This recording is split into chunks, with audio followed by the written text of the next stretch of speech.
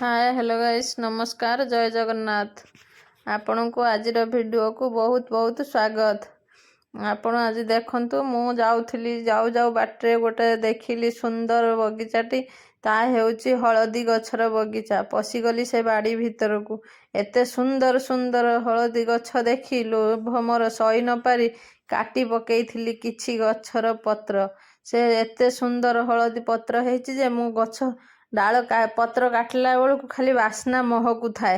मु अधिक हलदी पत्र नहीं आसली आणिकी देखंतु केते उषार उषार हलदी पत्र हेछि।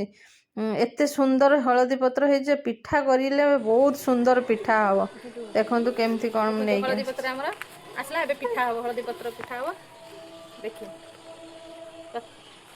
प्रथमाष्टमी रो हलदी पत्र देखंतु एबे प्रथमाष्टमी हलदी पत्र पिठा केते बड़ बड़ पत्र देखिए केते उसारिया उसारिया पत्र देखिए केते उसार देखछन त पत्र सब केते उसार उसार पत्र आम बाड़ी रे सब हेछि। मु जाई कि त देखि पूरा खुशी हो जाई जे एते उसार उसारिया पत्र बढ़िया पिठा हो। हलदी पत्र पिठा बहुत सुंदर पिठा हो। सुंदर सुंदर पिठा देखंतु केते सुंदर पूरा छन छनिया ग्रीन ग्रीन केते उसार देखिए। तापरे पूरा प्रस्तुति रे लागी पड़ली छेना नड़िया गुड़ को चकटी पूरा करदेली। गुजराती गुंड पकई पूरा प्रस्तुत करदेली। पत्र को धोई धाई काटी देइथिली।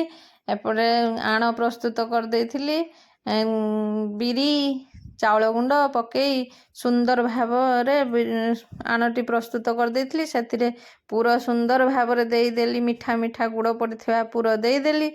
देकी देखंतु केमिति मु पूरा भांगी की साइज करिकी पिठा को सब रखीदेली इडली छांचरे।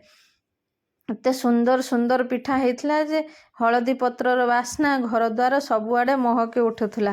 सेथिपाई पा कहंती प्रथमाष्टमी रो पिठा खाइबो हळदी पत्रर पिठा। सबुदिन खाइले अलगा प्रकार किंतु प्रथमाष्टमी रे से जो पिठार महक जना पड़ी जो आज प्रथमाष्टमी। सेथिपाई आपनकु हैप्पी प्रथमाष्टमी। आपण समस्ते आज प्रथमाष्टमी पिठा करी खाइथिबे। पढ़ुआ मध्य होइथिबे नुआ लुगापटा पिन्थिबे। सेते मो भी मध्य सब पिठा सारी पूजा सारी सुंदर भाबरे पिठाटी भी तार पत्र रे छाड़ी जाउथला। संध्या बेले ता बाबा आसला रे मु खीरी पिठा मिठा आ मटर तरकारी कर देइथिली। ता बाबा खाइकी तो बहुत खुशी हो गले। कहले बहुत सुंदर पिठा पूरा नरम नरम हेतला तरकारी की खीरी पूरा जगन्नाथ